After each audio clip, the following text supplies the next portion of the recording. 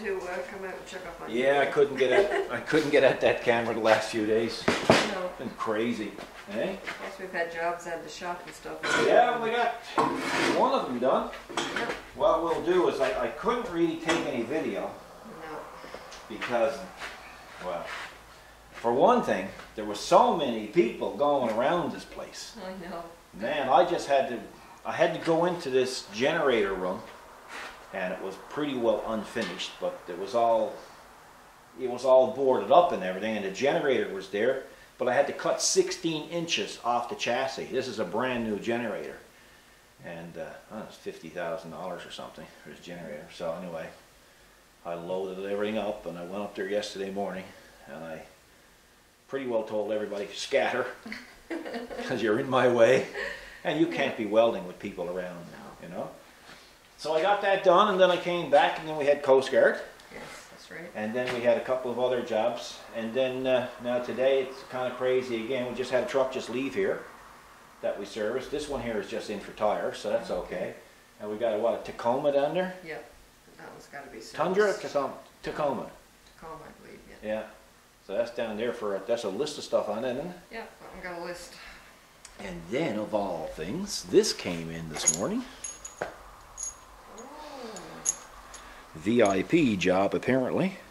And yeah, some kind of water spout. It was originally for pigs, believe it or not, but it's wore down. Oh. And they want it built up here, and want it re-drilled and finished. So, yeah. So. Do you realize you're on camera with a dirty shop coat? I know. What the heck is that going to do? Well, but it's ironed. It might be ironed, but it's dirty. Well, I mean, I gotta work, for God's sake. You gotta work, that's it. Next thing I'll be going around with a three-piece suit on and a tie and working on vehicles. True. Just to keep the masses happy. Well, listen, I don't have a problem with it, I'm just saying. Yeah, well, you can keep on saying. Oh, listen, I'm listening. show the people back home we showed them a little bit of our audio system. See, when we go outdoors, filming outdoors, last year, for instance, we just do a video, and if there was wind, and we just used the mic that's on top of that camera there with a dead cat on it to keep the wind from it, right? Or a furry, they call them. Some call them dead cats, some call them furries, right? So anyway, but of course this year we're trying to improve on the audio quality. So what we've done is we've invested heavily in the Sennheiser, which is a good audio system. It's going to be all wireless. So we bought the one wireless system thinking, well, the transmitter or the receiver is on the camera, so all we need was two transmitters. Not so. That can't happen because they all got to have their own frequency. You can't have two transmitters transmitting to one receiver, which meant we had to buy a whole new Sennheiser. We had to duplicate the first Sennheiser system that we bought. So now we have two Sennheiser systems. We ran into another problem. The other problem is you can't feed two audios into that one camera. So we had to get a mixer. So come over and I'll show you what we got. I'm getting ready to give you a finger again. Why? Because you know how I did 5 the last time? For the love of God. We got 1 minute. Okay, we'll put it on pause and I'll put another battery on it. Happy? Yes, I'm happy. You're happy now? No No more fingers. No more fingers. Okay, cool. Anyway, We come got over. an hour and 5 minutes. Yeah, well, I'm not going to be out here because I got the door open, the heat turned off. You wonder you're not complaining. Well, it's getting close. Oh, I know. Come over. Show them. Show them what is going to be involved just so they can hear us. So you can walk, 500 feet away. You might look that big in the camera. Of course, you look that big in the camera now. But you could look that big in the camera and they'll still hear you perfectly. And it's going to be caused by this.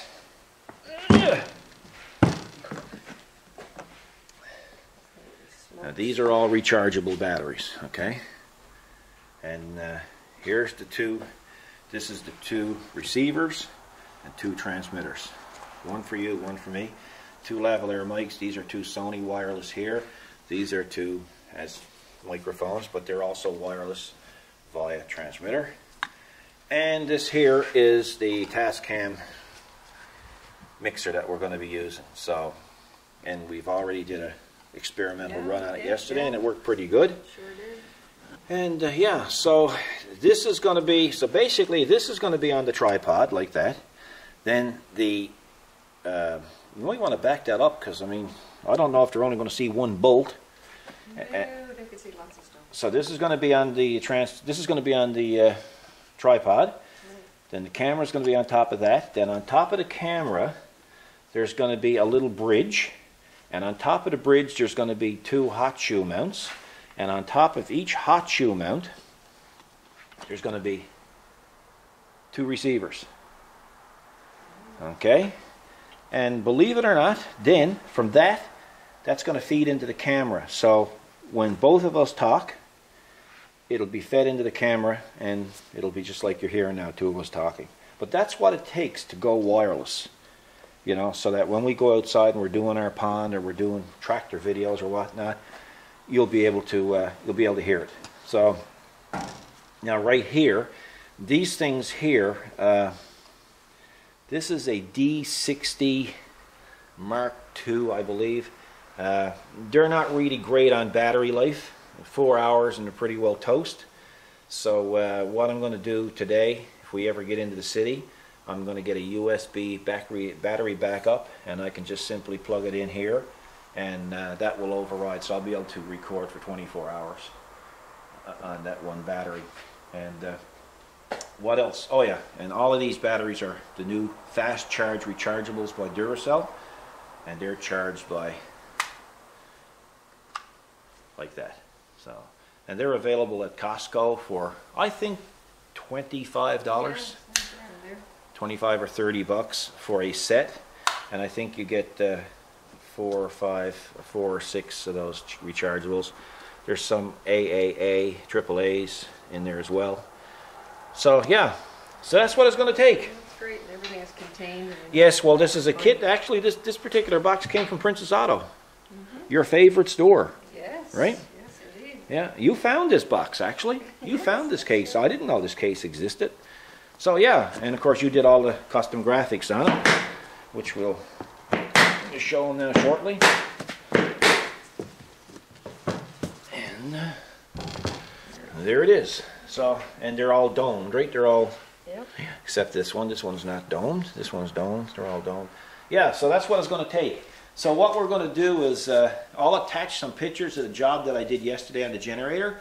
And basically what you're going to see is that I removed 16 inches off the chassis, moved the chassis, the end of the chassis closer to the generator so that it would fit into the room better than what it would have before that. So, and maybe before the day is out we'll come back and we'll show them something else. And so we can take a little pause for the cause, and I can go to work, turn on a bit of heat.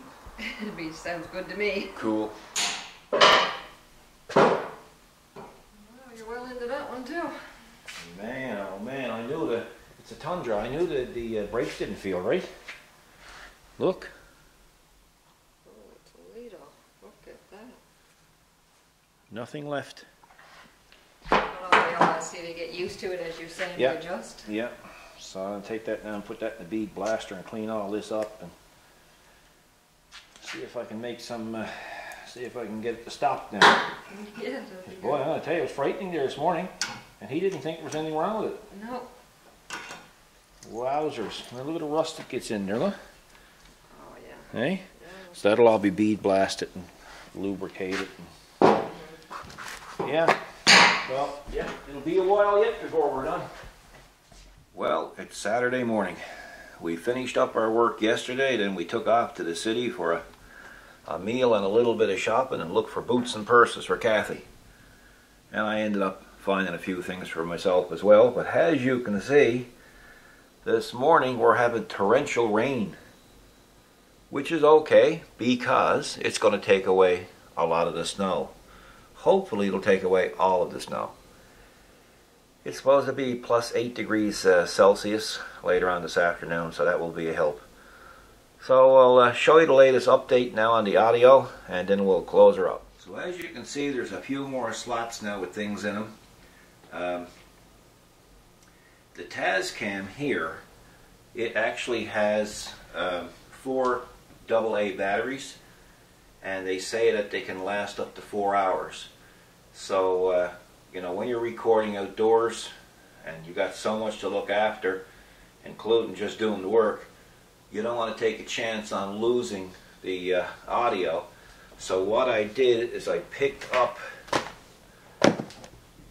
this at Costco, and it's basically 3 USB battery backups, and each one is 2200 milliamp hours. And so what I got done is I got the slots put here, as you can see, and there's little gauges on them. Well, you probably won't be able to see that, but anyway, when you push the button, you'll be able to see the how much charge is in them. So they've been all charged up, and they're basically on with Velcro. I'm going to stick them onto the back of the Tascam, and if anything happens, like the batteries, these will override the Tascam or override the AA batteries. But if one of these goes out, runs out of juice, well, it'll automatically switch over to the AA batteries that's already in the Tascam. So it's just like a insurance policy type of thing. And just made some more slots to put the USB things there. I'll tie that up now shortly. And the rest is just support stuff for the receiver, transmitter, receiver, transmitter, receiver. So Kathy's name is programmed into hers and mine into mine. The Tascam also got a 32 gigabyte backup SD card to capture audio. And these here are just chargers. These here are transmitters for the microphones. And these microphones can all be set up on different frequencies. So, and I picked this up on eBay, or Fleabay as I like to call it. And it's a Chinese mini tripod for those mics. Instead of laying the mics on the bench like I've been doing, well, I got a couple of them, and I think I paid $7 each, and they're actually built quite well, so it's kind of scary. And that was including free shipping, so that was pretty good. So we're all ready for the audio. There's nothing I can add to it, but I just thought some of you would get a kick out of what it takes to get you fellas to hear us, and to you know, to hear us with some quality. When we move around now, when we start our yard work, you'll be able to have perfect, well, we're hoping you're going to have perfect audio, no matter how far from the camera we wander. And that includes Kathy and myself. So in the past, we were just relying on the mic for the audio, and of course, when I'd move away, the voice would drop, and sometimes Kathy couldn't be heard at all. So that's it. It's that's a wrap, I guess. So we were busy yesterday, and I couldn't get back to the camera, and Kathy got busy as well. So we'll make this another little video, call it a wrap, and wish everybody a great weekend, safe one. Be careful out there, and hopefully next week we'll have a few more videos on a regular basis. So thanks for watching, everybody. Keep well, take care, and God bless.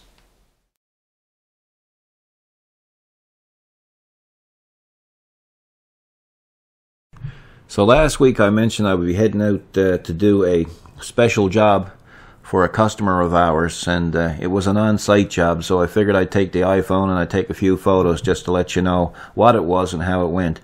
This is a new diesel generator that's going in a plant, and basically I had to shorten it by 16 inches. You can see the part that I got cut off here in the picture, and you can also see that I have already got it started. So let's move on to the next picture.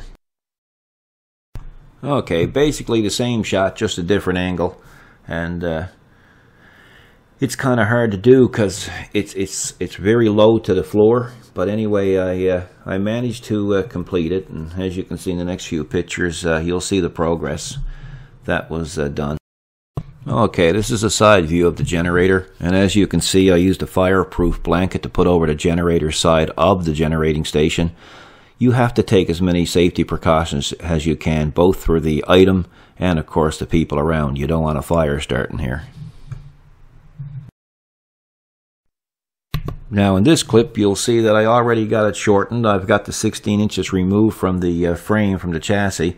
I did run into a bit of problem, but I did predict that would happen. When I cut the chassis, it sprung a little bit, and I had to use actually a great big tie-down ratchet strap to haul the rails in a little bit, and it worked out pretty good. This is the last of the photos, and as you can see, the job is almost completed. It's cut, it's welded. I primed it and I painted it, and shortly after this photo was taken, I actually cleaned up the floor.